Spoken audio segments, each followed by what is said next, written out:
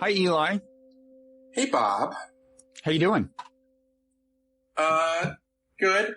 Relatively speaking, summertime in Washington, D.C., it's a swamp. It is. It is a swamp in D.C. I've been there. You're in Princeton? I'm in swampy Princeton. Yeah, it gets pretty swampy here. Yeah. Let me introduce us. I'm Robert Wright. This is the Wright Show, available on both streaming video and via audio podcast. You are Eli Lake, columnist. At Bloomberg Opinion, formerly Bloomberg View. Yes. And we're going to compare and contrast our foreign policy visions, which I think we both agree are different. And we're going to do it by reference to, current events, but also by reference to a piece that you wrote in the magazine Liberties. Which is almost a year ago, but because it was looking at a longer view, I still think it's relevant. It's a long piece. It took me a year to read it. It's 12,000 words, Eli. What are you doing? Why too long. Yeah. Why didn't you call it a book? I should have maybe done it as a book. I don't know. But the reason I think it still merits attention is because one thing it does is criticize a group of foreign policy thinkers you call the restrainers. Now, I identify myself with the restrainers. And here restrainers means people who encourage restraint in the use of military force and are very skeptical of U.S. military intervention. But I would say that the restrainers to me are something of a coalition. They include, for example, what you could call conservative realists, as well as what I would call myself, which is a progressive realist. So I would say I am a restrainer, but I don't agree with restrainers about everything. And maybe as the conversation progresses, I'll get a chance to put a finer point on what I believe. Meanwhile, what labels would you use to characterize yourself in this regard? I might be the last person who doesn't have a problem calling himself a neoconservative, although I don't think that label, I don't know how useful of a label that is. Originally, it was meant to be somebody who started on the left and migrated to the right. It became associated with the freedom agenda of George W. Bush. So I largely agree with that, though I'm not, when we started doing these in that era, I think I was far more optimistic about certain things, and I think I would cede certainly some criticisms where I've become, in my middle age, and this is a bit of a paradox, I guess, which is that I believe in a kind of muscular American foreign policy, but I have great skepticism about large institutions, and I have concerns about sort of individual liberties inside the United States. So, by large institutions, you mean? I mean both government institutions, but I accept a kind of F.A. Hayek view that big institutions inevitably become inefficient and over time corrupted. And that goes for institutions that normally, people like myself who believe in a very active and large American presence in the world, like the U.S. military, as well as traditional targets of, kind of conservative criticism, such as the Social Security Administration. Mm-hmm. Well, and you've also shown in recent years, I would say, more concern about the power of the national security state. Is that fair to say? I do have a lot of concerns about the power of the national security state, but it has not led me to embrace kind of a Glenn Greenwald perspective, although I agree with him on some of the excesses as it affects American citizens. Mm-hmm. And that part of the reason that I like a powerful America is because I do think that it's worth fighting for liberal democracy when we can, and with liberal Democrats abroad. That I do think that those two things are tied up in our security. So I acknowledge that this is a somewhat paradoxical view. It'd be much neater if I just simply said, big institutions stink. They do more harm than good. It would lead to a simpler kind of politics, but I don't have that. I'm caught between these two kind of views. Okay. Now, you just mentioned liberal democracies. And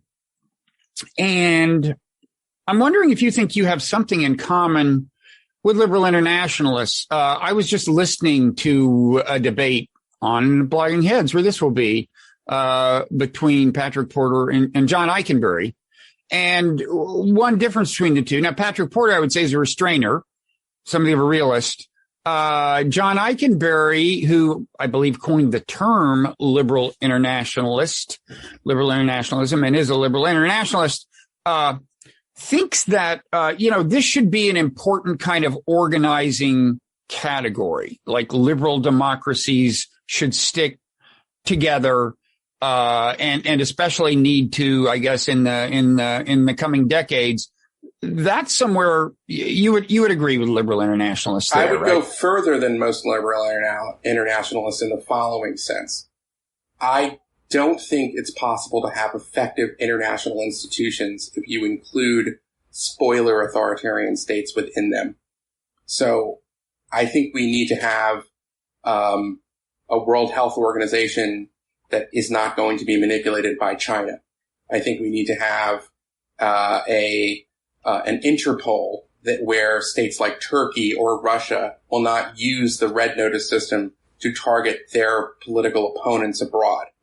And that we have to learn the lessons of recent past, that the institutions themselves do not restrain or mollify rival powers like China and get them to sort of buy into the global commons, but they end up often weakening these institutions themselves.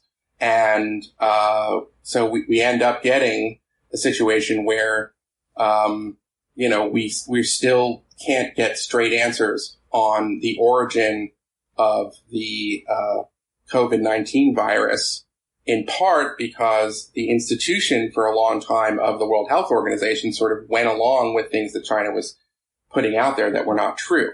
So I believe that that's a classic example where China kind of broke trust with this institution, and we have to ask ourselves the question of, is it a good strategy to try to bring the Russias, the Chinas, and other states like that into these things with the idea that we're sort of constraining them and then we constrain ourselves, which is the traditional, I think, liberal internationalist view, or do we risk the institutions themselves when we bring these states into them? And I'm much more in the camp of, I think we're undermining the institutions themselves. So, that's interesting that, because I am a fan of international institutions, at least in the sense of, I'm not necessarily a fan of them in their present form in all cases, but I believe we need a lot more of them. And we need more in the way of respect for international law, rules of the road. But I'm not sure I share your premise seems to be that authoritarian governments are much more inclined to subvert international institutions for the sake of their own perceived national interest than, say, countries like ours are.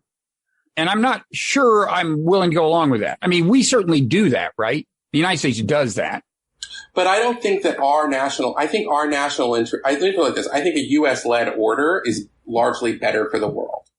So it depends on what you define as the U.S. interest, although a lot of times the United States, participates, I think, far more honorably than China has in these sorts of things. When you think about something that's technical, like writing the rules for 5G and the global internet protocol system, do you trust the Chinese government, which has created a kind of panopticon state where they're monitoring their citizens and have introduced the idea of social credit and all kinds of Orwellian ideas that would make most of us in the West very uncomfortable?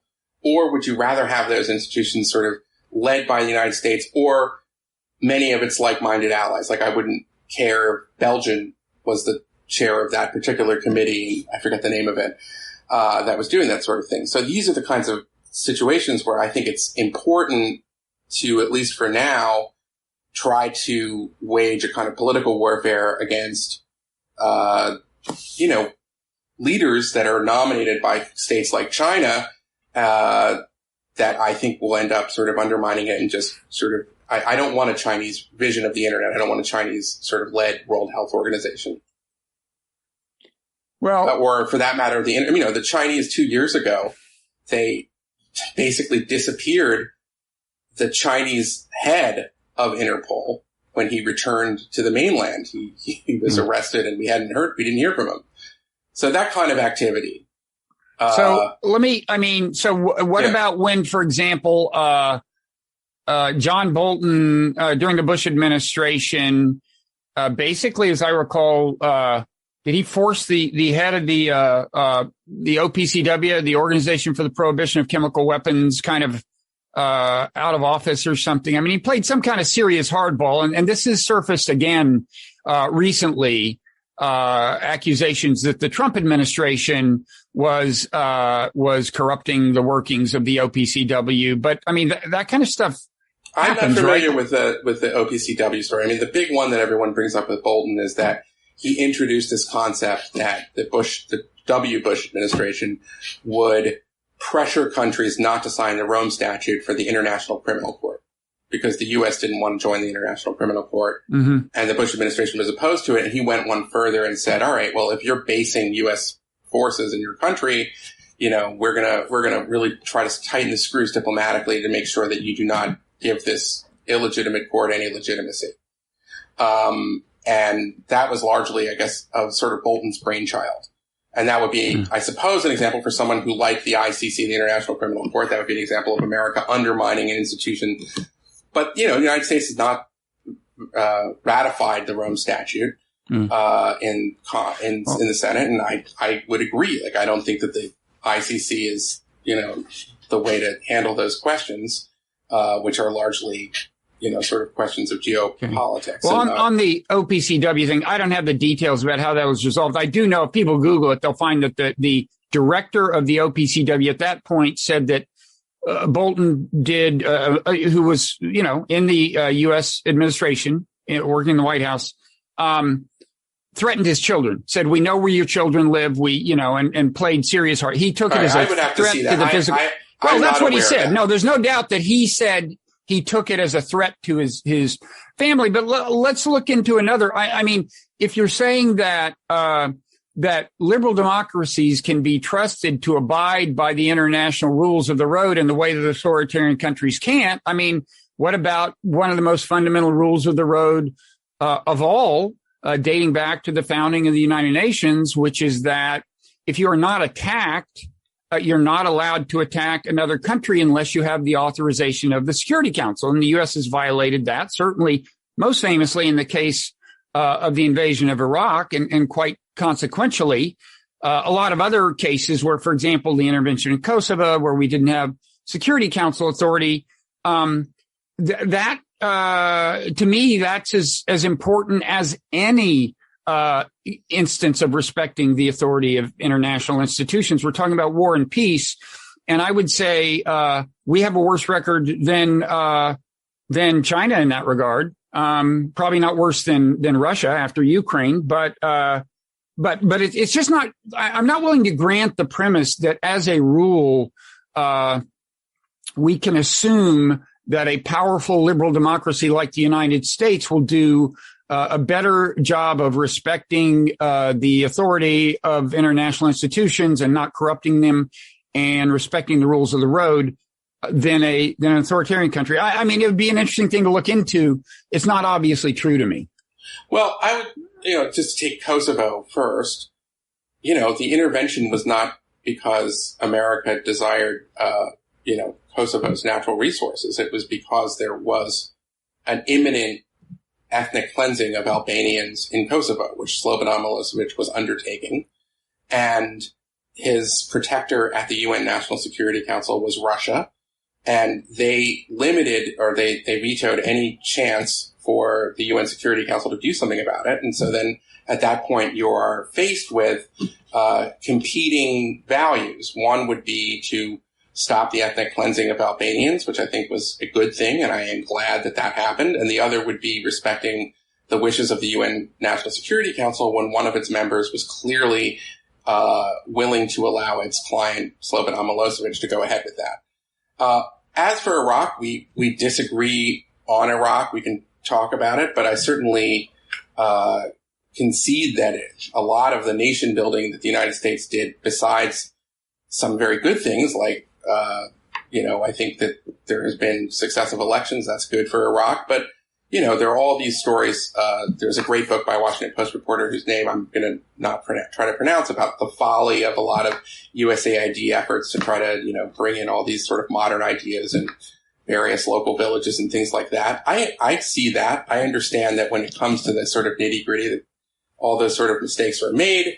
At the same time, I don't think that the only consideration in these cases is just that every time you need the UN Security Council to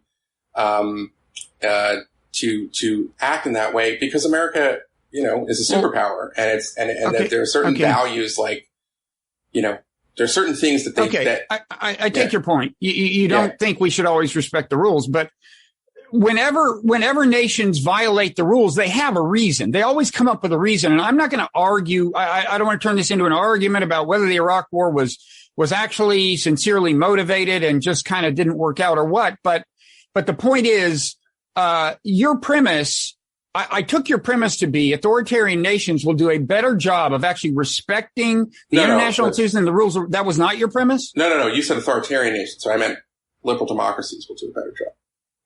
Oh, okay. Right. I got that back. But you know what I mean? I took your premise to be, so I don't want to shift this into a discussion that you're having now about how actually we shouldn't worry about the rules of the road anyway, and we should violate them when No. That's a different discussion. I was talking about kind of institutions that have been created through the UN system that are meant to stabilize the world economic system, that are meant to share public health information, that are meant to share law enforcement information. No institution is more closely associated with the United Nations than the Security Council. And it's also been deeply politicized from the very beginning. Well, so has the WHO. I mean, look, these are institutions run by humans. Of course. All I want to say is I would have to see good, sustained empirical argument before I'd be convinced that we can assume that authoritarian nations will be really considerably worse than the United States has been at respecting international institutions and international norms and laws, because we have not been very good, in my view. Okay. And there are plenty of examples. Let me say, I think this is the fundamental grist of our disagreement. Right. I think that there are plenty of fair criticisms of the U.S.-led international order, which we're still in, even though it's not quite what it was before. And I resent people who try to give a kind of hagiography of U.S. intervention, that everything is like World War II and defeating the Nazis and things like that. There have been mistakes, there have been crimes, there have been missteps, there have been errors. And we can quibble about specifics, but I'm not here to tell you that everything has been terrific. What I am here to say is that it's a far better deal, not just for America, but for the rest of the world, for America to be the dominant hegemon and the anchor of this international system, than if China or Russia were in that role. And I am basing that in part on how these countries have organized themselves domestically and what they do to their own populations, but also the brazenness with which China itself ignores international law, basically to pursue its own power politics. A small example, but a fairly important one, is that, The Hague ruled, I think now 5 years ago, that the various islands that they were building in the South China Sea impinged on Philippine territory. Didn't matter. China completely rejected it, and they went forward doing all of that anyway. There was an agreement that China had made with the United States and the United Kingdom with regards to Hong Kong's system, and allowing Hong Kong to have its own kind of internal system with a handover over time, when it would eventually be, I think 2048 was the year that they were supposed to do that. What we just saw as in the last year, China basically swallowed it up. They shuttered the last free newspaper. They've arrested all these sorts of dissidents and various people in that country. And I just think that you have to accept that even though there are many fair criticisms of the American-led order, that it will be worse if the Chinese become the preeminent power. I mean, we wouldn't even be having in a lot of ways these kinds of conversations. But it seems to me like those kinds of examples. Yeah. That, one of them had to do with, what is a kind of Twilight Zone case in terms of whether it's an internal matter. In other words, everyone grants that, yes, Hong Kong is in a sense part of China. On the other hand, they were supposed to integrate it more slowly than they did. And then the other one concerns, territorial waters, disputed islands, and so on. I mean, why would you not say the same thing about the various United Nations rulings that apply to Israel that Israel would seem to be in violation of and does not seem to be trying to bring itself into compliance with? I mean, some of those are kind of Twilight Zone-y too, right? The West Bank is, it's not really part of Israel, but Israel isn't willing to concede that it has the status in international law that the United Nations says. But in any event, why are those kind of two different things? I mean, Israel is, you would classify as a liberal democracy, I'm sure. And yet it seems to me that it's defying, some UN dictates in a way that's somewhat comparable to the way China is. I don't really think it's, first of all, China's far more powerful than Israel. But second of all, the main crime that we're talking about with Israel, I mean, I guess there would be two baskets of things that you would be referring to. One is its conduct in the episodic wars with Gaza in recent years. And, I think it's far from clear that Israel is deliberately targeting civilians, but I think a case could be made that they are using the kind of military hardware in densely populated areas to go after an enemy that cynically is shooting rockets from deliberately civilian areas and provoking these conflicts. The second would be the construction of housing in East Jerusalem, which is Israel's capital and is far more disputed than other parts of the West Bank. And then the, kind of encroachment into what's called Area C and expansion of some settlements. Now, Israel has proven in Gaza in 2006 that it is willing to uproot its own population and settlements in order to cede territory back. That did not produce results that most Israelis would think are good. So you're sort of stuck right now. And there have been efforts by the two sides and Israel has tried to negotiate these kinds of deals, and that it hasn't happened yet. I think that's very different than a communist government going into Hong Kong and literally conquering it. You understand that you haven't denied that Israel is in defiance. Let me just finish. Let me finish. All right. You haven't denied that Israel is violating the mandates of the UN. You've kind of explained why it kind of makes sense from Israel's point of view. Well, I guarantee you, if you point out to China that they're not complying with certain mandates, they'll have these arguments like that. They'll say, but you don't understand X, Y, and Z. And I don't want to get bogged down in those things. I just want to get back to the fact that, you're saying that authoritarian countries basically can't be trusted to comply with international rules and respect international institutions. Liberal democracies can. I'm just saying, I think there are so many counterexamples that I'm just not willing to accept that premise. I don't think we need to keep arguing about it. Let me give you another argument that's structural. It's a slightly different one that may persuade you. I hope it does. Authoritarian systems are closed and by necessity have to keep secrets from different factions, but also their own citizens. There's great opacity in these regimes. I think you would grant. Liberal democracies are what Karl Popper would call open societies. So even in efforts where the United States has done terrible things in the cloak of secrecy, they have eventually outed. This is the kind of the great story of the American Cold War.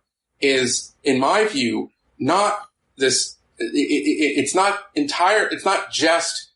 We can all do the sort of list of things. The coup in Guatemala, the coup in Iran. the coup in South Vietnam. We can go through the list of all of these things the United States did, both at home and abroad, from, COINTELPRO to assassination attempts in Cuba, the whole list of it.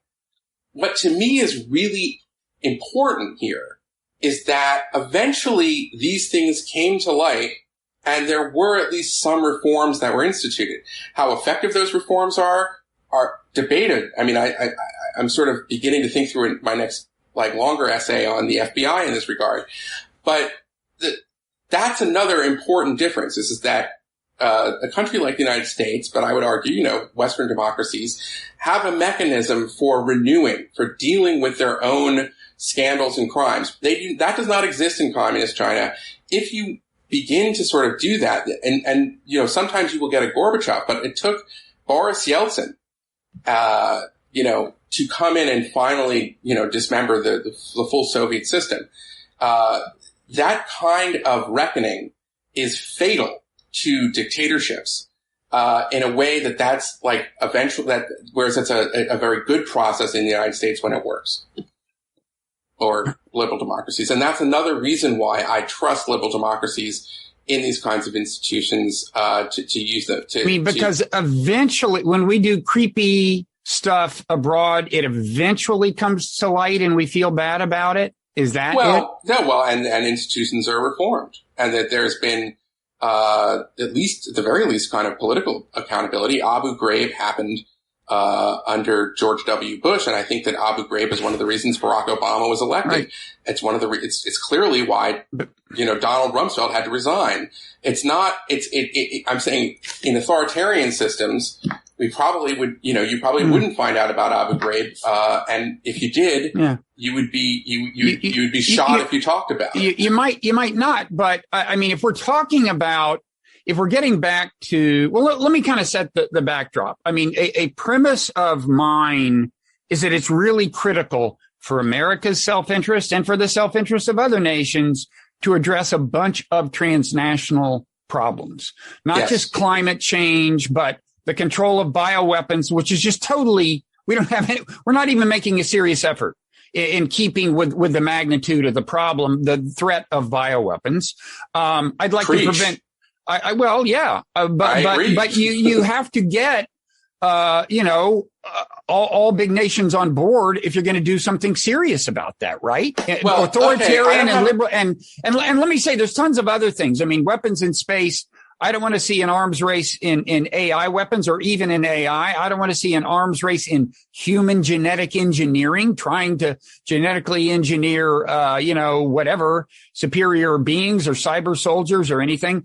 And there are other environmental problems, and there's old fashioned nuclear weapons control. There's a ton of problems. And for me, that's a priority. And with some of these things, just by definition, you have to have China on board for them to work. So you can't act like, well, I'm afraid we can't pursue these cases where we need to construct international rules, perhaps along with international institutions of enforcement. We'd love to, but China can't be trusted. So we'll just stick with the liberal democracies and do something completely meaningless on bioweapons because for all we know, they're building them in China. That just doesn't work. No. I don't have a problem with arms control agreements. Well, okay, but that is an example. Right. But that involves an international institution. Gets back to the Organization for the Prohibition of Chemical Weapons, which we have actually not respected. You can have an arms control agreement with China, between the U.S. and China, or the U.S. and Russia and China, which are the three countries that can produce and field intermediate range nuclear missiles. And you can say, here's what we're going to do, and these are the three countries that are going to do it, and it's sort of a bare bones agreement. I don't have a problem with diplomacy with authoritarian states. You need to have diplomacy with those states. My issue is I do not think that knitting them into these other kinds of institutions, which are so important when you add them all up, is actually helping us. I think it undermines it. I think my examples are, we don't have any equivalent example on the issue of Interpol of the kind of abuse that we've seen as a systematic abuse from not just the Russia and China, but Iran and Turkey. They're now using the system that's supposed to basically be like, putting out a red alert for, drug traffickers or something, to go after political dissidents and to harass people who are trying to, fight for liberal democracy in their own country. That is a perversion of the system, and we should probably rethink that. But if you want to do something about bioweapons, I agree. I think we should do something about bioweapons. I have no problem with having strategic talks with China to talk about cyber warfare. I'm under no illusions. I don't think that they're going to, out of the kindness of their heart, stop trying to, pay, as we just learned, criminals to do ransomware attacks on U.S. corporations. They're going to have to be deterred. And that's just regular statecraft between two countries. But when we're talking about an international system, it's a little different. I don't expect nations to do anything out of the kindness of their heart. And I certainly don't expect them to enter into international agreements that meaningfully constrain their behavior out of the kindness of their heart. I expect them to do it when they think they can gain more by being part of a system that preserves some order and in the process protects them. Then is the case if there is no such regime. And I would not give up on the possibility of actual a meaningful agreement on cyber weapons. I mean, it's early days. You act as if because some authoritarian nations have been bad actors in some realms, that could never change. And by the way, in terms of, there's always a counterexample. I mean, in terms of the Chinese spy on people. So, how can they be trusted to be involved in building the international infrastructure? Well, we actually use the fact that the United Nations is in America to spy on people in the United Nations. That is true. Planted bugs. And as far as they will abuse Interpol to hunt down whatever. I guess we haven't abused Interpol to try to get Edward Snowden or Julian Assange back. But these countries would consider those two actors comparable to some of the actors we complain about, and they might have interesting. We complain about their treatment of, and they might have interesting arguments. I concede your point that authoritarians will come up with arguments that justify their behaviors. I fundamentally think that we have a better system here in the West, and I reject those arguments. I mean, you're right. That's what they say. The Soviets did it all the time. They used to say they had this wonderful system of trials, and just like America, but it was all crap. It wasn't true. Well, no, said it was just a way to try to convince people in the West that actually maybe the Soviet Union wasn't so bad. It was a horror show. No, I'm not. Don't conflate two arguments. I'm not arguing that the Soviet Union wasn't more repressive than the U.S. was, or that Russia isn't more repressive than the U.S. is, or that China isn't more repressive than the U.S. is. I'm talking about whether their histories makes it fair to assume that they can't be drawn into respecting the most critical international accords I think we need to construct, as well as liberal democracies do. It's far from clear to me that that's not the case. And I mean, you said, well, I took you to almost be saying that the reason. So the institute. So things you think do matter are like arms control. No, I think that I'm arguing that we've had a general approach that it was a good thing to bring Russia into the World Trade Organization, and that it's a good thing to encourage authoritarian states to actively try to participate in these international institutions, because we sort of assumed that they would eventually be constrained by these international institutions. And that's been the strategic thinking for some time. And what I'm saying is that there's a lot of evidence now that actually these institutions are hollowed out and corrupted by these states. And so it means that we have to rethink this idea of how desirable it is. If there was tomorrow a democratic revolution in Iran, I would want Iran to join all the international institutions, because I would want to try to give that government a shot.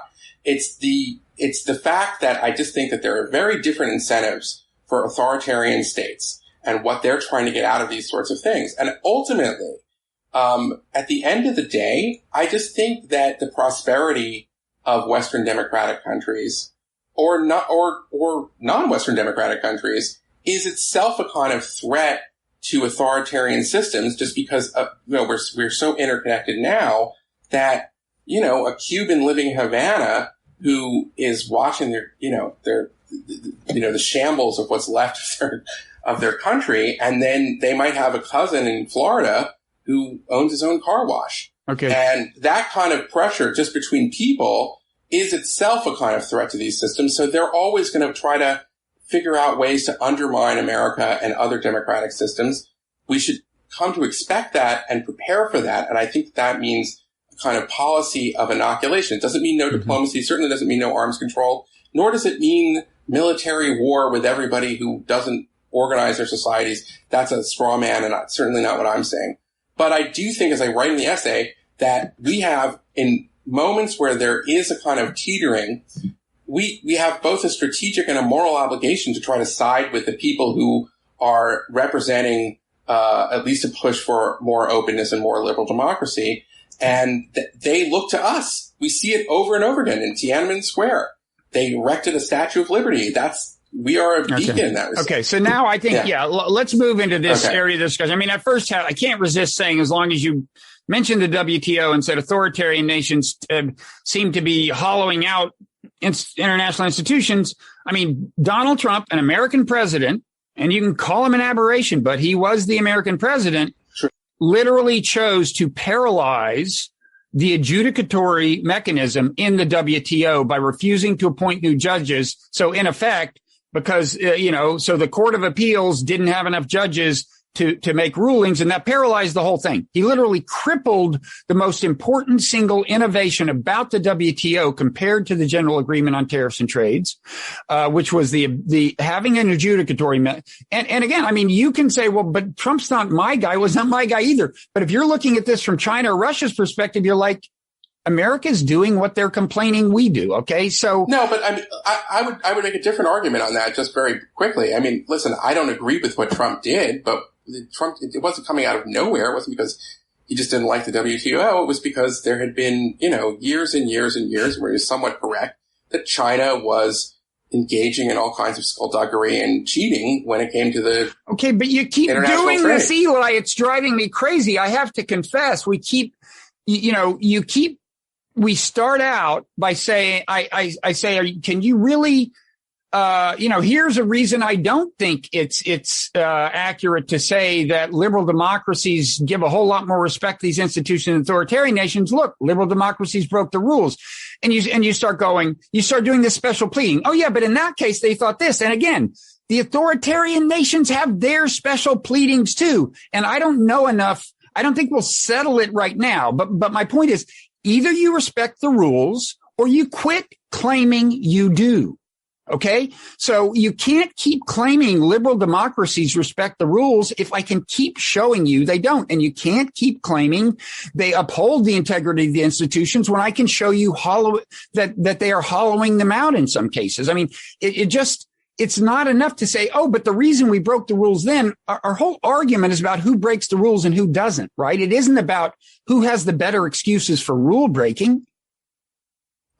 Yeah, but I would also say part of my argument is also that under American leadership, the world has largely become more prosperous. We've seen an explosion of all kinds of wonderful medical technologies. There has been more trade. There has been, generally, it has been a pretty good ride with America as the dominant hegemon if you take the long view.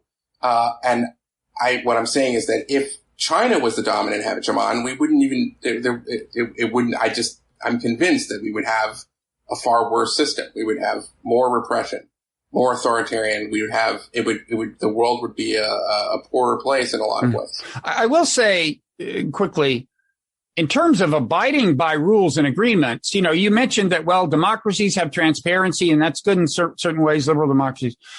But authoritarians have a greater ability to actually stick with their commitments. So lately we've had, Obama signs the Iran nuclear deal. Trump reneges on it. Trump agrees to get out of Afghanistan by May.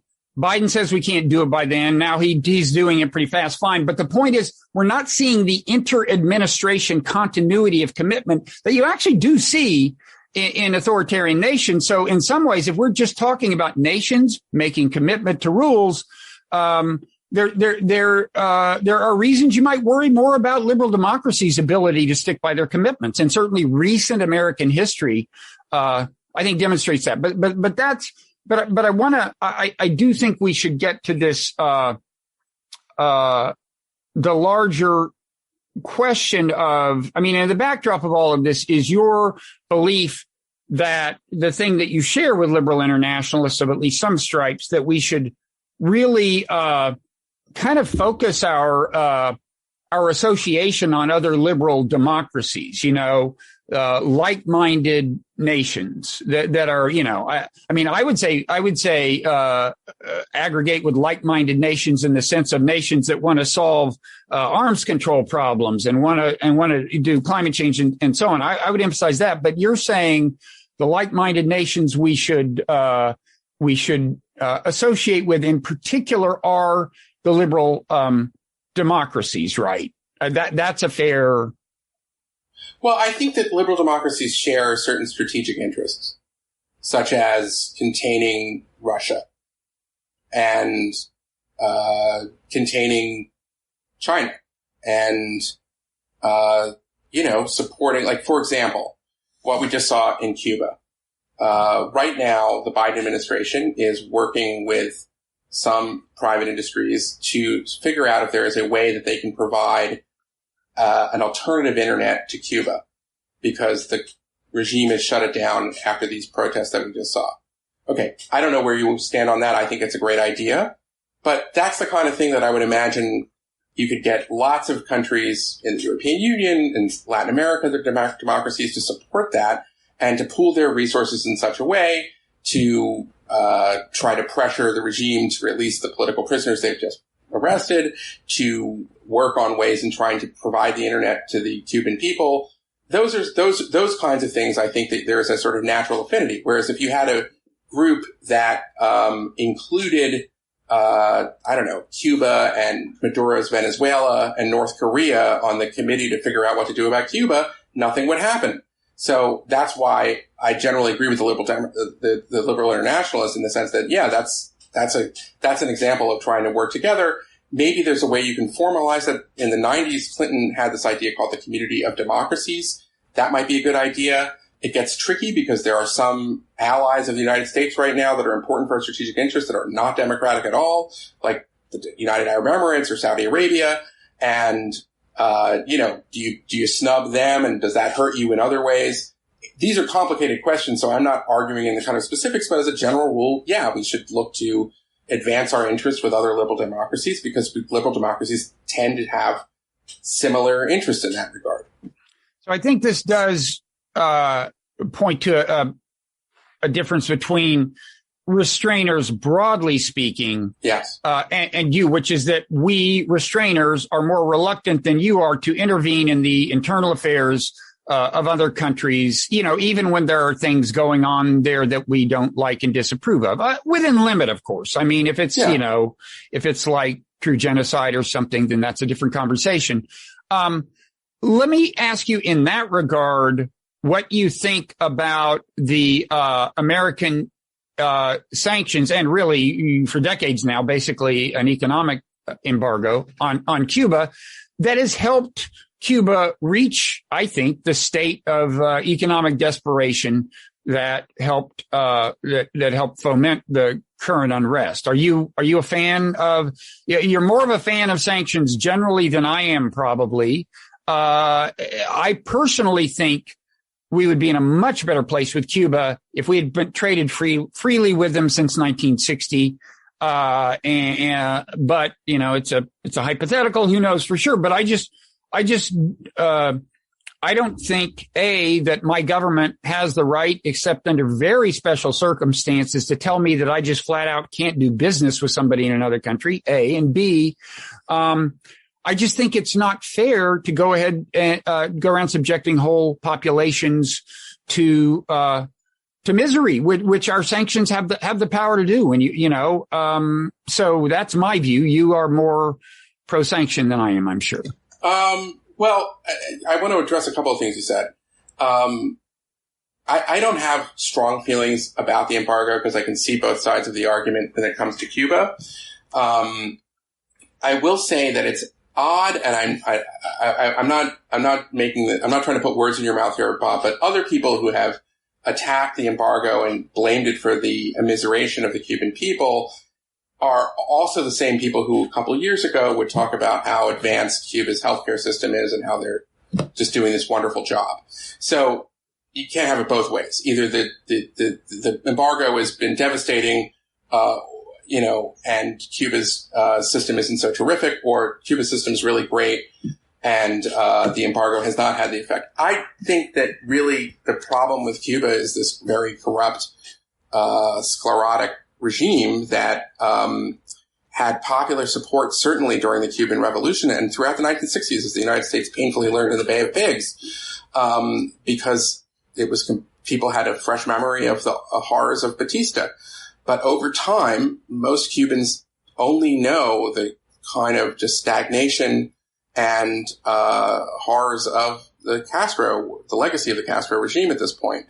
And so I would put more of an emphasis on how badly that country has been managed and their system of government than I would on the embargo. And the other thing that you said, which I really fully agree with, and this is, I suppose, my libertarian side, is that I do think that there is something to be said for the argument that the federal government shouldn't, unless it's in extreme circumstances, not tell its citizens who they can do business with. So I am more sympathetic to that argument from a kind of libertarian perspective, not this foreign policy stuff we're talking about.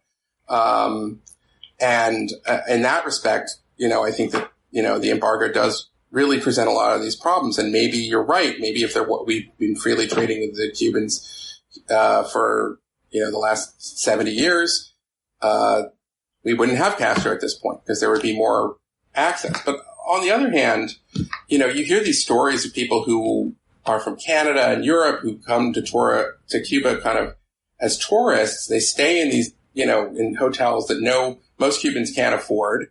And it's almost like this kind of zoo.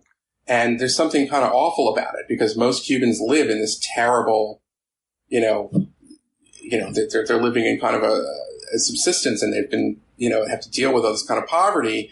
And yet the state goes out of its way to kind of put on a show for, the well-meaning liberal tourists who visit. And so in that respect, I just kind of go back to the system, and I'm with the Cuban people who were denouncing Fidel on the streets. It seemed like they were losing their fear. And moments like that give me great hope. And again, I don't think that the answer to this is for Joe Biden to send in the military and invade Cuba. That's not a great idea at all. But I do think that focusing on maybe how to turn the internet on, would make a huge difference. It would be a great thing if he could do that. And by the way, the technology does exist to do it, and he should. And I take him at his word that he's looking at trying to do it. And I don't really see that. I mean, are you troubled by that as a kind of unnecessary interference in the internal affairs of Cuba? I'm not in favor of it. Okay. It's funny. Just in general, our attempts to induce grassroots regime change in places, like our attempts to induce regime change through military intervention, seem to me to have a way of not going according to script. I mean, you just have no idea what's going to happen. If you, I guess, it would almost be easier for me to stomach this kind of intervention if we had not played such a large role in bringing the level of misery to the boiling point. And we really have, and I just, so no, I don't think it's our place. And, I suspect if I don't know, if foreign countries tried to forcibly override any number of our own regulations on information technology, we might not be so happy. Although, granted, ours are not nearly as restrictive as Cuba's are at the moment. But by the way, I was in Cuba about 5 years ago, but I didn't with my wife and my daughter was spending a semester there. But we didn't stay in a hotel. We actually stayed in the equivalent of we stayed with a family. We paid them money. I think that was a good thing. I mean, they were definitely better off than the average Cubans, but believe me, they weren't fans of the regime. We were putting money in their hands. They were spending money. They would take the money, I'm sure, and go buy things that helped, in some cases, people of lower income. Whereas now, our rule is that if you have a relative in Cuba, if you're in America, you have a relative in Cuba, you're not allowed to send them money. That's just, that's unbelievable to me. Well, I'm not defending that. I know about what you're talking about with the remittance policy, and the justification for it is that the Cuban government takes a slice out of it. And if there was a way to try to get that money to Cuban people without the government taking their piece, that would be the best of both worlds in my view. Yeah. But so let's look at sanctions in another context, because Cuba is just a special case of a kind of a tendency, which is that we pick out some countries that are authoritarian and decide for some reason that their continued authoritarianism is some kind of existential threat in a way that all kinds of other authoritarian nations aren't. So like Venezuela, our sanctions. I'm not going to let you get away with that. It wasn't just that Cuba was authoritarian. Now, if you want to take the Howard Zinn approach to history, you could say historically they were part of the communist bloc, yes, but they're not. They're not they anymore. allowed the Soviet Union to place missiles on the island at one of the tensest moments in the Cold War. Fine, but that's kind of history, right? That's not happening now. Okay, but I'm saying that might explain why, the CIA then what about Venezuela? A series of what about Venezuela then? What about Venezuela? Why Venezuela? Why are we doing this to Venezuela? Why is that particular authoritarian regime some kind of threat to global order or global norms, or what is going on there? Why pick them out? I mean, sure. In the case of Venezuela, there are a couple of points that are worth making. Mm-hmm. The first is that the utter mismanagement and decision of Maduro to put his country and his natural resources in hock to the Chinese and the Russians impoverished the country so much that there really was a massive migration crisis in 2018, 2019, and I imagine there still is. So, of course, more than ever, thanks to our sanctions, I would think. Wait a second. Now, that economic crisis, this level of hyperinflation, occurred before the imposition of the serious American sanctions, which I'm assuming that you're talking about here, which are the affecting their national oil industry. That was still at a time when the United States was only sanctioning leaders of Venezuela. I don't have a problem with sanctioning leaders of Venezuela. And second of all, there was an obvious effort from Maduro to violate his own country's constitution. The rules of the OAS are such, and the OAS agreed to all of this, basically said that, he had stolen an election. He wasn't the legitimate president.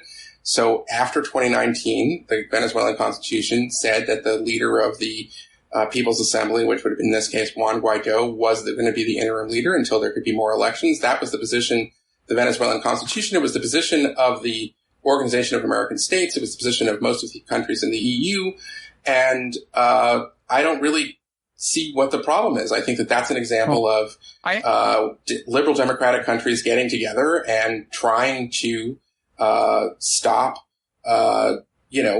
someone like Maduro from, snuffing out what's left of a rich democratic tradition in Venezuela, which is what he is trying to do. And if, we'll see what happens, but I hope he doesn't get away with it. And that's what that's about. I mean, I'm not an expert, but I actually think that, the view of the OAS, was not the view of the Venezuelan Supreme Court. And I'm not. Well, the Venezuelan Supreme Court's tricky because Maduro packed the Venezuelan Supreme Court in 2017 and 2018. Did he do it extra constitutionally? I genuinely don't know. No, he did. And then there was a breakaway Venezuelan Supreme Court. But he did it in clear violation of the Constitution, you're saying? He did? Bob, are you really going to die on this hill? Yes, Maduro has done everything he can to... no, I know that, but I mean, right. But did he outlawed when his party and his people lost the last free election in the country for the legislature, he created a new legislature. That's what he did. He does not respect elections. He doesn't respect any of these kinds of institutions. And so by packing the Supreme Court the way that he did, and his assault on the National Assembly, which is, basically nullifying it, those are the reasons why the current Venezuelan Supreme Court, I would say, is not legitimate. Yeah. Well, okay. I mean, like I said, I don't know. But it's just like, why are we not, if the concern is with egregious authoritarians, why aren't we sanctioning, Egypt, Saudi Arabia, any number of other, this is I guess I have two questions. You and I both know the answer to that. What is it? Because they're allies. And I mentioned it earlier. Okay, but I thought you wanted the organizing principle for who our allies to be is who the liberal democracies are, so that we can fight the authoritarians. That's not what I said. Well, what is your What I said is I don't see a problem. I think that there are plenty of good ways I think there's plenty of good things that liberal democratic countries can do. I like the idea of kind of having a club similar to the way that the European Union worked in the 1990s when newly independent states in Eastern Europe would have to meet a set of criteria in order to join the European Union. That's generally like a pretty good model, I think. Mm-hmm. But, we live in the world as it is. The United States or I should say the Middle East is in the middle of a kind of, cold proxy war between Iran and the Gulf states. We are on the side of the Gulf states. They've been our allies since the 1930s. Is that the reason we are on their side? Because tradition, it's like rooting for the Boston Red Sox or something? It's because they were on our side in the 30s, or is there a better reason? Well, the better reason is that it would be worse if Iran prevailed. It's sort of like, it's like Afghanistan. It's like, the government that the United States helped create with the invasion in 2001 has been corrupt. It's been inefficient. There's been all kinds of problems, but it's infinitely better than the Taliban taking over. So oftentimes you have to make decisions in foreign affairs that are like a choice between terrible and horrendous. And sometimes you got to choose the terrible. And I would say that even still, there are things the United States should and can do to try to pressure Mubarak, to pressure Sisi, to pressure the leaders of Saudi Arabia and so forth to open up. And I'd like to see more of that. And also to sanction, this guy Qahtani in Saudi Arabia. That was a good thing because he was responsible for, the abduction and murder of Jamal Khashoggi. It's complicated. But they are nonetheless allies against both Iran and more recently, but not that much more recently, sort of the Sunni jihadist groups like ISIS and Al-Qaeda. Well, Iran would be happy to help us fight and did help us fight ISIS. In a way, they're more reliable allies than the Sunni states. I would say, I just want to register. I don't want to get off in an argument about whether Iran's really a threat to stability any more than any other country there, or a threat to America's interests. I very significantly disagree with you on this. I don't think that objectively speaking, they are more of a threat to regional stability than, say, Saudi Arabia. But I think you're closer to being on the mark when you say, well, Saudi Arabia is our historical ally. So yeah, they seem like more of a threat because they're against our allies. But then you ask, wait a second, why are they our allies? The thing I thought at the beginning of the conversation, you were emphasizing as a way to choose our allies, are they authoritarians or liberal democracies? That doesn't explain why Saudi Arabia would be our allies. So it seems to be kind of like a circular argument. America can only have allies that are... I'm not making an argument that America can only have allies. I was talking about international institutions and the tendency of authoritarian states, particularly aggressive authoritarian states and the big ones like China and Russia, to undermine that system. I was not making an argument about American alliances. I concede that America is going to have allies from time to time that are going to be authoritarian, that are going to be nasty. And it's not great, but that's how it is. And I'm not so I wasn't saying we should only have alliances with liberal democracies. Okay. But I do think that within an alliance, there are things the United States can do. I mean, George W. Bush managed to pressure Hosni Mubarak to have competitive legislative elections. I was there in Egypt when he did that. And he managed to get him to release some political prisoners. From time to time, you can do things on the margin. And my view is that when there are moments, such as we saw in the Arab Spring in 2011, and you see a sort of beginning of a democratic movement, then friend or foe, we should support the forces of liberal democracy. So do you think similar to by the way the Philippines under Marcos? So do you think Obama should have at least tried to stop the coup in Egypt and preserve the democratically elected government of the Muslim Brotherhood? I'm somewhat conflicted on this because I don't think that Morsi. I think Morsi was on his way and had already started sort of jettisoning some of the things. Actually, I think it's almost the opposite. I mean, he had made a little bit of a power grab and then backed off. I forget what the issue was, but he was honestly, I mean, and parliamentary elections were just months away. I just think this was one of the biggest mistakes we've ever made. And I would think somebody with your view that we really should be on the side of democracy would have said, no, you got to let this play out. Either you're committed to democracy or you're not. Morsi. Well, I disagreed with the idea that they basically got a pass for the military coup. So I'm not. I think my. Well, but that was after the fact when we didn't call it a coup. My thoughts on that are complicated by the fact that Morsi had proven himself at that point to be a kind of committed Islamist, which is not a democratic ideology, and that he was trying to bring that vision to Egypt in such a way that would have also posed a threat had he been allowed to succeed. It doesn't mean that I supported the coup or, in answer to your question, if it was indeed possible for the United States to have tried to prevent it, I would have much rather seen Morsi lose power through an election. I think that would have been much better. I'm not entirely sure that the United States could have prevented it. Maybe they could have. Maybe they couldn't have. They may or may not have, but we didn't lift a finger, and we knew it, and we knew it was happening. Yeah. So let me ask you to get back to the broader philosophical question. So do you think, in terms of why you are wary of authoritarian governments, and again, I wish they weren't authoritarian. I mean, we agree on that, but we have differences of opinion about what we can and should try to do about it. But is it your view, and this is, I think, a not uncommon view, that China in particular finds our alternative to authoritarianism threatening to the extent that it will be working hard to undermine liberal democracies in some kind of active way that we should find threatening?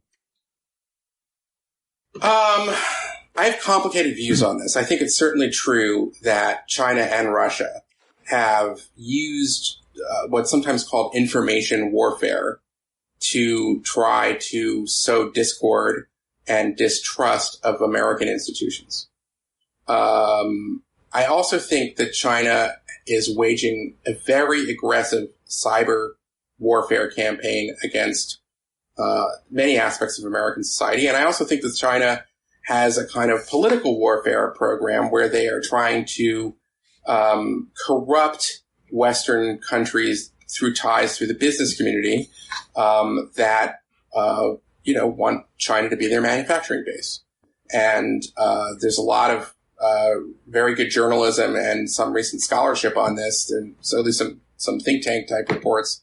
I'm thinking of one from Stanford University that really is alarming.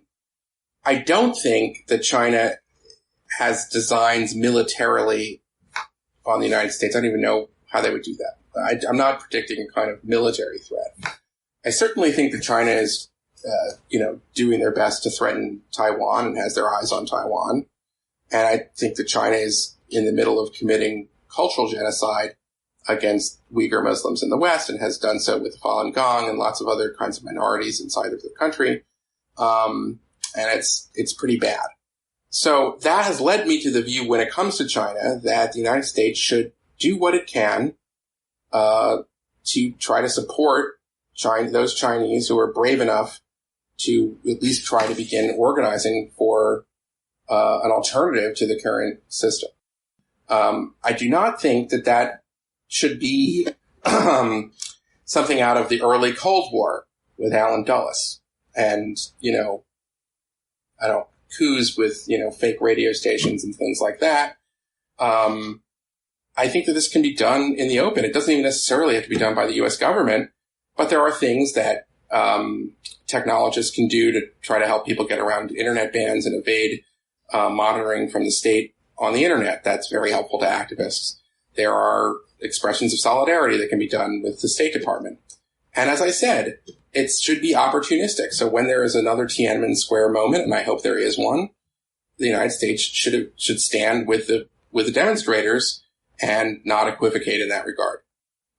So that's basically my view. I think that ultimately they would view the United States, they don't want us to succeed. And I think we should be honest. And in many ways, we don't necessarily want them to succeed. Our economies are now interconnected in such a way that it'll be very difficult to extract all of it. But certainly on sensitive technologies, there seems to be a new consensus that we shouldn't have to rely on China for PPE, as it was known, and life-saving medical supplies, as there was a slowdown in the beginning of the pandemic of that kind of equipment. There shouldn't be reliance on China for sort of sensitive things that you would put in cell towers that they could then use as maybe beacons for their own intelligence apparatus. There's a whole list of sorts of things which I'd like to decouple with the U.S. and Chinese economy, but within reason and with the acknowledgement that they're pretty tied together right now, and and some of it probably will have to continue. And when you say we don't want them to succeed, they don't want us to succeed.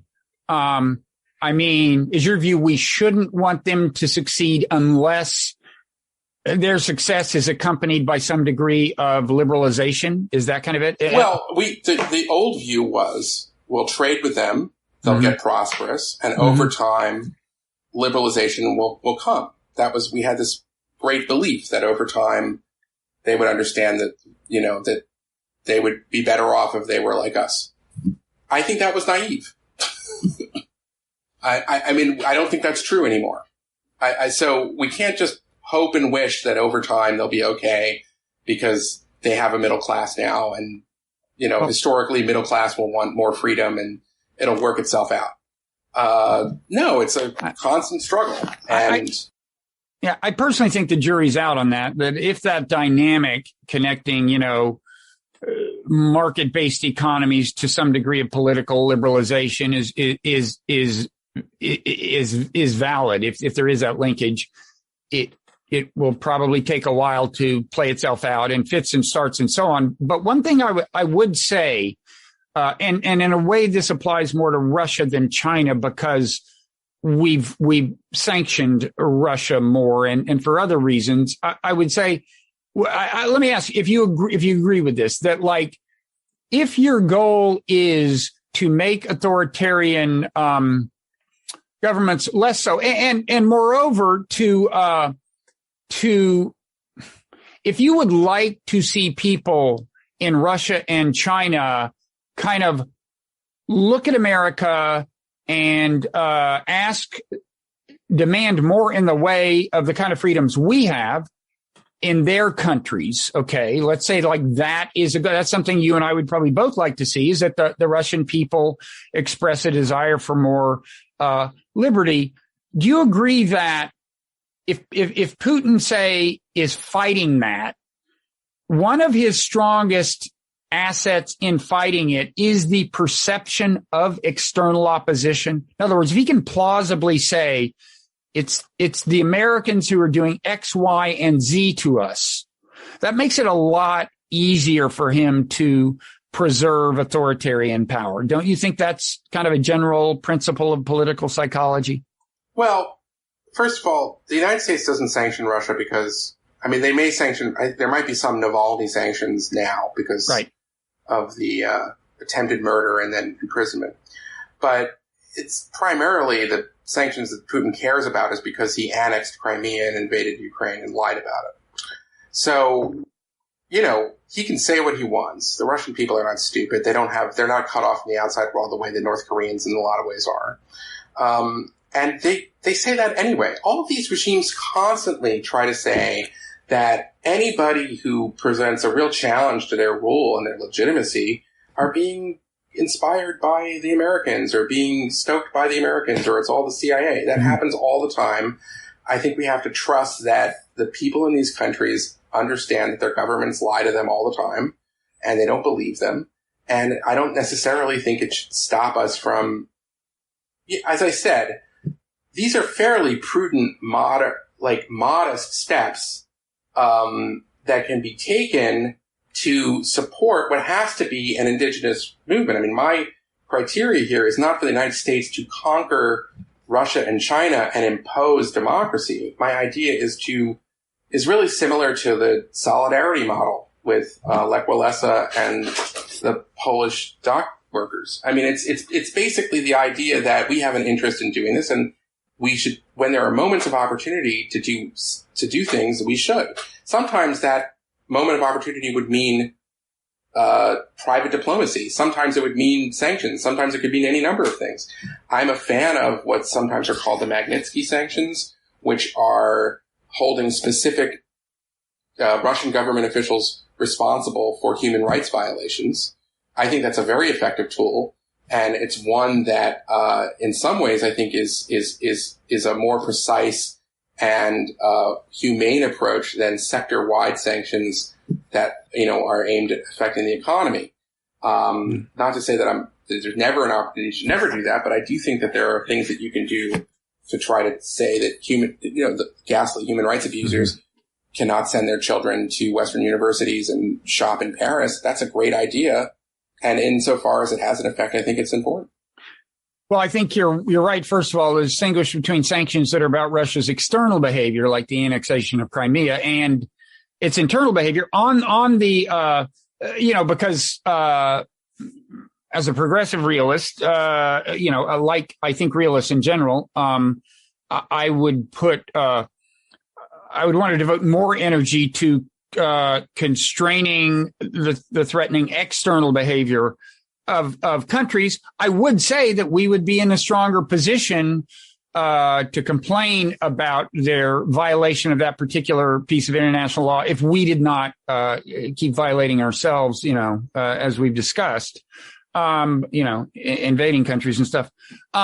But I think that's a valid distinction. And I meant the question more in the context of sanctions regarding internal behavior, because I worry that sanctions that are motivated by concern for the status of individual freedom inside these countries can wind up being deployed rhetorically by the leadership in a way that has the effect of constraining freedom. But and I take your point that they'll find something to complain about in any event, so long as there's a fundamentally antagonistic relationship.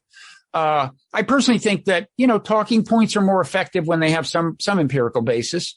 But I take your point. Let me we should probably wrap it up soon. Let me just focus on one thing in the essay of yours that we alluded to, a term that I kind of object to, which is quietism. You use that to characterize the restrainers. I looked it up. It means the calm acceptance of things as they are without attempts to resist or change them.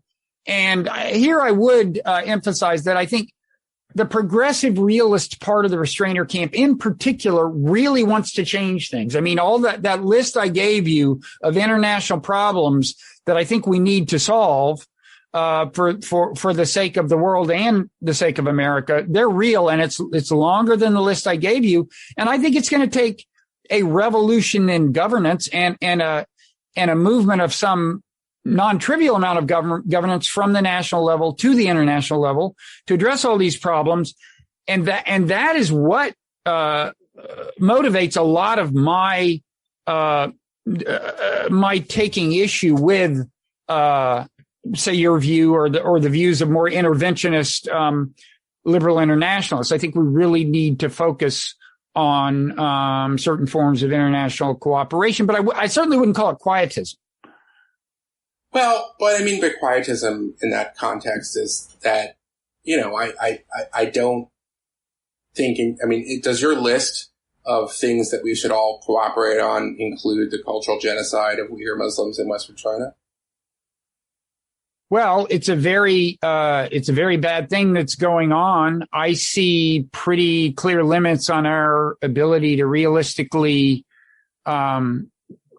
change that situation right now. What is your? I guess I would say it sounds a little bit like quietism to me. Well, but my point is, it's that we have different issues that we want to put our energy into. I understand. I was using the term to talk about the issues that I'm concerned about, which is, so on those issues, you could say, I think that the general view is that, there's not much we can do, even if we wanted to. And besides, who are we to intervene given all the terrible things that we've done? And I'm not, I love having these conversations because I want to make a sort of almost a deeper point here. One of the great things about blogging heads that we have lost in our broader culture, but I would say I understand the limits of my understanding. I hope that I will have when I'm wrong about something, I hope I can be persuaded out of it. And I think that you have that approach too. So I just want to say, that's my view of how I organize things. And that's, by the way, one of the great things about blogging heads, even though I haven't been on as much recently as I was in the first few years of it. But that's an important value that I think we've lost. Jonathan Rauch writes about this, the idea of epistemic humility. The two people can come into a conversation and I think we both have pretty well considered views on this. We've been debating and arguing about this kind of stuff now for more than a decade. But I leave open the possibility that I could be wrong. And let me, I'll give you another chance to have the last word because I'm going to reply to that first. Two things. I brought up the quietism thing because I do believe that the conservative realist part of the restrainer coalition is probably a little more eligible for that term. They're kind of like, hey, the world is a jungle. We're doing the best we can. It's always going to be like this. And I think maybe more of them are, some of them, they will acknowledge there are these transnational problems and so on. But I don't think they have as much of a bee in their bonnet about doing something about them as I do. So they might be, in a certain sense, more quietist. I would say that I think actually something realists in general might say is that their perspective is informed by a certain kind of humility. It's not, I don't know if I'd call it epistemic humility. I would say there is a tremendous emphasis among realists on working hard to understand what the perspective is of the other player, no matter how bad you consider them. Assad, Putin, whoever. It's important, and they would say in the interest of the world in the long run, for you to try to understand what's going on in their head. Even if it's a flat-out enemy and you're at war with them, it's of strategic value to understand what's going on in their head. That. Everybody would agree with that. So there's that. And then I would say there is, if not, that's a kind of epistemic humility in the sense you recognize that unless you make the effort, you may not understand what's going on. And then maybe there's a kind of a moral humility. And maybe you would say it's worse than it's a moral relativism and is bad. But I think there is a little, maybe not a reluctance to pass ultimately moral judgment, but an insistence on engaging in self-scrutiny morally before passing moral judgment, because humans are so good at passing moral judgment unreflectively. That's what I would say. I don't object to the idea that we have to take a view of American history that accounts for the whole ride. I disagree with emphasis that only talks about the crimes of American empire. But I equally disagree with hagiographies and patriotic BS that only tells us that everything we ever did was, sweetness and light. Mm-hmm. I am an American exceptionalist, but I come to that American exceptionalism with an awareness that in many ways the nation was born in the sin of slavery, and that we strive to be a more perfect union, but we don't always go in a straight line in that direction. And that's okay by me. I still think that we are the best nation on earth, and the world is better off when we are a superpower. And I guess the other thing I would say is this, which I think also gets lost sometimes when we have these larger sorts of debates. As I was thinking through and researching and reading for the essay that I wrote a year ago that started this conversation, it occurred to me that the American tradition has both progressive and conservative realists like yourself. It has a tradition of pacifism that goes back to the Quakers. It has and the anti-imperialists after World War I and before World War I. And that your tradition is just as American as my tradition of, a kind of proud nation that wants to defend liberty, and show solidarity with groups that are fighting tyrants abroad. Mm-hmm. And that the country contains both traditions.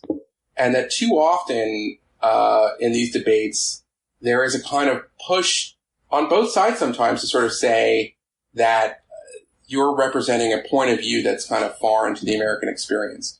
We've been having this debate since the Continental Congress, right, when John Adams and Sam Adams were making the case for revolution, and the Quakers of Pennsylvania were asking for a middle path. Mm-hmm. We've been having this debate, and it is at both sides are Americans, and it's an American, and it's. I'm glad to hear you say that, because as I recall your essay, you did make a connection between the modern day restrainers and the America Firsters of the early 20th century, whom you characterized in not entirely flattering terms, right? Correct. But I also, if you remember, I also said they had a point because it came after World War I, which was a horrendous war. And it's totally understandable that there would be millions of Americans who would not want to intervene in another war in Europe, even though even though I believe it was a very noble cause to defeat the Nazis. I would certainly not, yes, I think the America First crowd was in the wrong, but I think I had a pretty nuanced view of it. I would certainly not say that Lindbergh and his crowd, that's exactly my point. That's a part of the American tradition as much as I think, the sort of view of America expressed by Robert Kagan in some of his histories.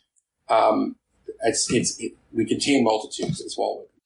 Yeah. And to be clear, I mean, there aren't many restrainers who would say we shouldn't have fought World War II. I'm not a pacifist. I supported the Bosnian intervention, which had the authority of the Security Council, which I always like to see. But we can agree that, there's a long, I'm just saying, I was just saying it as observing the breakdown of our discourse in the last few years. Both sides have reached for this card of, trying to impugn, the other side as somehow foreign, as un-American and that kind of stuff. Mm-hmm. And you're against that? Yeah. I'm saying, accept the full rich tapestry that is America. Okay. Good. Both the Bob threads and the Eli threads that make this rich tapestry of a nation. Well, thank you, Eli. This has been another constructive conversation. I really enjoyed it. Thank you so much for having me. And we'll do it again next time America seems to need straightening out on foreign policy. Yeah, that sounds great.